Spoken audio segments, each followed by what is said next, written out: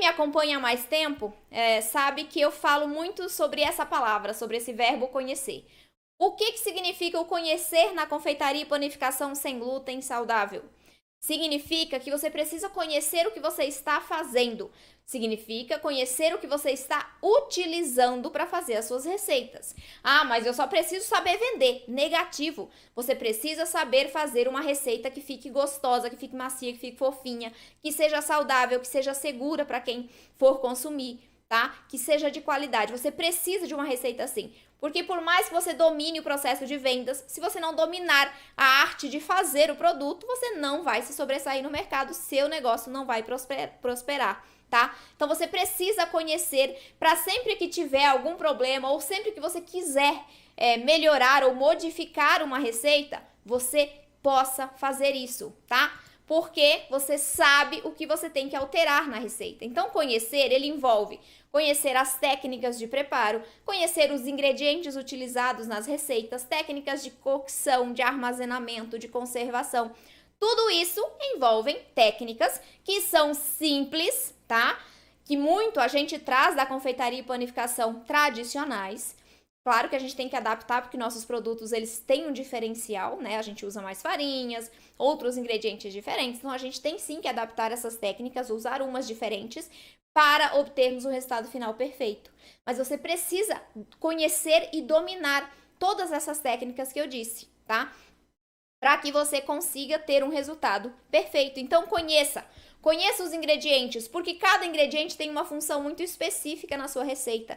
Aqui nós trabalhamos com mais farinhas do que só a farinha de trigo, lá da confeitaria e panificação tradicional, né? A gente trabalha com um mix de farinhas, então você tem que conhecê-las para saber quais usar, como combinar. E não é conhecê-la profundamente. Ah, meu Deus, eu preciso saber qual é a quantidade de proteína em gramas ou em porcentagem em 100 gramas de farinhas. Não, você não precisa chegar a esse nível de conhecimento, a esse nível de detalhe.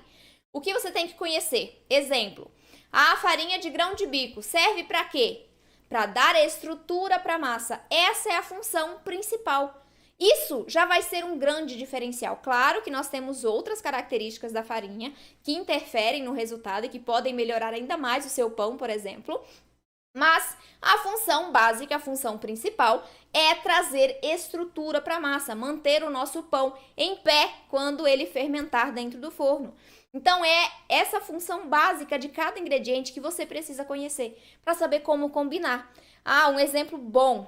Eu vejo muita receita na internet usando uma farinha, usando duas farinhas, geralmente farinha de arroz e polvilho doce. Aqui eu tenho ou uma função, que é a farinha de arroz trazendo estrutura, ou duas funções, farinha de arroz trazendo estrutura e polvilho doce trazendo liga. Qual é o problema dessa combinação de farinhas? Ela está insuficiente para que eu tenha um resultado de textura, sabor, volume, maciez dentro da massa, umidade. Eu tenho que ter pelo menos 3 farinhas dentro desse mix, tá? Então é importante que você conheça as funções e já nós vamos falar sobre os ingredientes que vão trazer essa maciez, essa perfeição para os nossos pães sem glúten. Você precisa conhecer para poder adaptar as receitas, para poder substituir esses ingredientes e poder melhorar os seus preparos.